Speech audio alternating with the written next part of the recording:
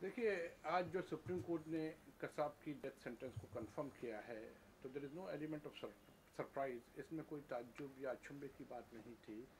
Trial court ने और high court ने जो अपना फैसला सुनाया था, उसी फैसले को सुप्रीम कोर्ट ने भी बरकरार रखा है। और it was a foregone conclusion looking at the way trial had shaped up, looking at the overwhelming evidence जो कसाब के खिलाफ दिया गया था। तो इससे हट के कोई फैसला आने के इम्कानात बहुत कम थे, चांसेस बहुत कम थे। तो सुप्रीम कोर्ट ने उसी दो निचले कोर्टों के जो फैसले हैं उनको बरकरार रखा है। और आज सुप्रीम कोर्ट ने भी ये फैसला सुनाया कि कसाब को फांसी की सज़ा कंफर्म की जाती है। इसी तरह सुप्रीम कोर्ट ने बाकी दो जो हिंदुस्तानी इंडियन आरोपी थे, जो दोनों को एक्विटल दिया गया था, उसी को भी बरकरार रखा है। और जैसा कि मैंने सुना है, उन दोनों को एक्विट किया गया था।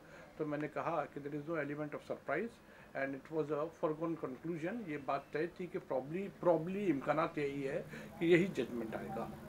सर, कसाब की तरफ से गुहार लगाई गई थी कि मुझे रोबोट के तौर पे सिर्फ इस्तेमाल किया गया था, मेरा कोई तो उस जो कसाब की तरफ से गुहार थी उसको कोर्ट ने कैसे नज़र डाली उस पर, और उसको किस तरह लिया कोर्ट ने? देखिए, अभी तक जजमेंट तो नहीं पड़ा गया है, लेकिन जैसे बात समझ में आती है कि डिफेंस ने ये मुद्दा उठाया था कि कसाब, एक तो पहले भी ये मुद्दा उठ चुका है कि ये कम उम्र था, और दूसरा अब ये भी मुद्दा उठाया गया था कि कसाब को ब्रेन वॉश किया गया था।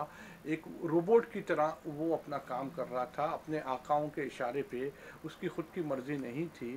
तो ये बात उठाई गई थी। तो ये बातें जो है ये मिटिगेटिंग सर्कमस्टेंसेस में आती है। रेयरेस्ट ऑफ रेयर केस को अगर डेथ को कम्यूट करके लाइफ सेंटेंस में करना होता है, तो कोर्ट को कंसिडर करना पड़ता है एग्रीवेटिंग सर्कमस्टेंसेस और मिटिगेटिंग सर्कमस्टेंसेस।